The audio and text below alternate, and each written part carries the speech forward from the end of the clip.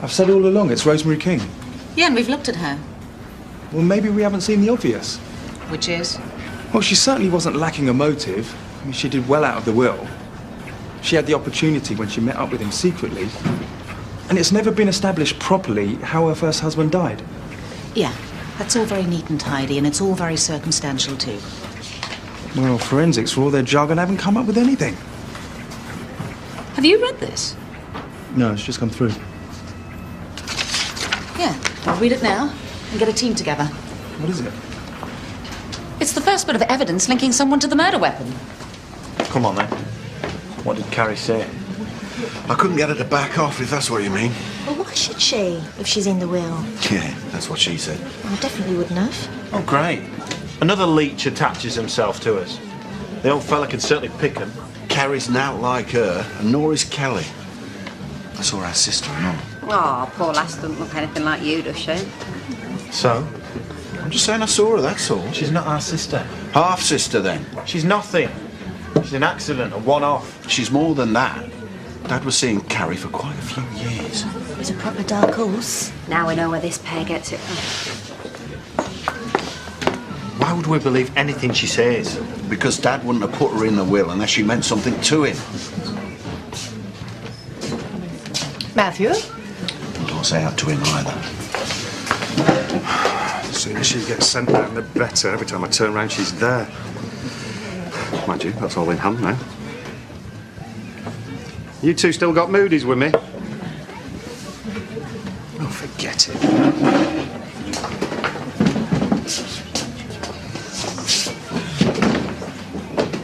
Drink. You're going to have to rein in that wife of yours. Remember what I said about not being paranoid? She's taking sides, not ours. Are you surprised, considering what happened with the stables? Don't you think it went a bit far? No, I don't. I'm still convinced she's trying to implicate me in Tom's death.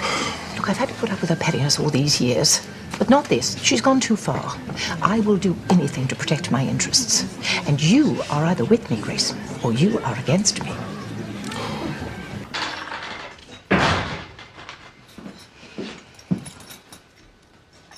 I haven't made you any. I had something done at the pub. Oh. I wonder who with. I have been working in your interests. Oh, this should be good. Trying to retrieve your situation, which actually has been quite difficult, given the fact you've been passing information on to Matthew King. I'm not stupid, Purdy, nor is my mother. Now, I could perhaps smooth things over by saying that you made some ill-advised comments without thinking. Why should I make excuses? Because you can't win. You bring nothing to the table. Oh, spare me your gambling metaphor. I don't want to be part of some dishonest charade just so I can eat off her bone china plates, which, quite frankly, would leave a bitter taste in my mouth. Do you understand what I'm saying? No, I don't. And I doubt very much whether your friend Matthew King would either. No, this isn't about male ego. Yours or his, or your mother's power lust. This is about me trying to do the right thing. Ah. Do I take that as an admission of guilt? That you have been passing on information to Matthew? Or worse still, the police? Yes.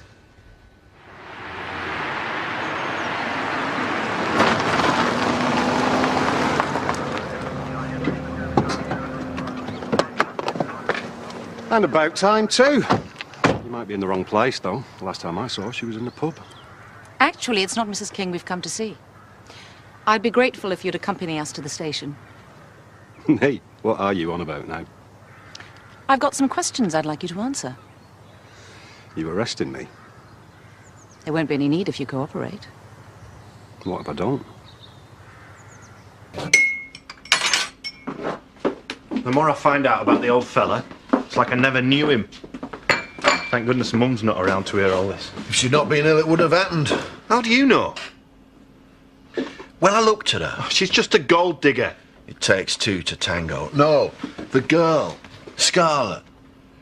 I could see something of all of us in her eyes. Spare me. How do you think she must feel? Like she's won the lottery. You wouldn't say that if you'd seen her. Yeah, well, there ain't a chance of that. She's no part of my life. She is now. They both are.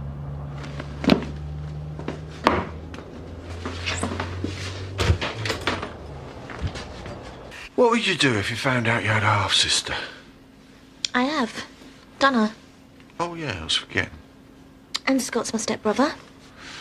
Well, at least Scarlett's not like him. He's my brother. Step. That don't make any difference now. When I was really young, I hated him and Donna. And now? I'm glad I've got them. Oh, yeah. They're my family. Well, your dad must have wanted you to know about Scarlett. I know it sounds daft, but when I saw her, even for just a few seconds, I felt like a big brother. Oh, you're a big softie. Mr. King, What do you want? would you mind coming to the station?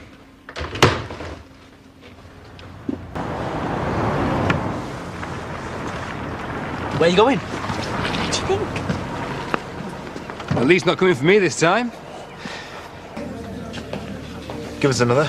A large one. You're gonna get ratted. That's the general idea.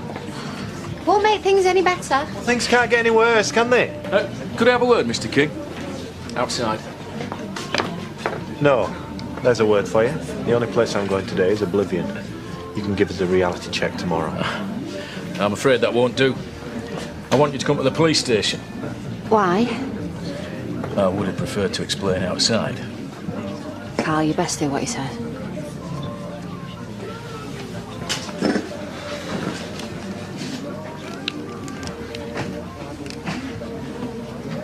John, it's me. Get down to Hutton Station now. They've just taken Carl King in. I'm not having this. I'm not some no-mark. I want to see the top man. What are you doing here? You won't tell me anything. Ah, DCI Barraclough. I'd like to make a phone call. I am entitled. Go ahead. Call Carl. See if you can find out what's going on and get our brief. You and all. What's going on? Now, what do you think? We've been set up. While we're in here, she's up at our house, lording it, spending our money. She's even taken our name, for God's sake. This has nothing to do with Mrs. King. Tell us another one. We have evidence directly linking one, or all of you, to your father's murder.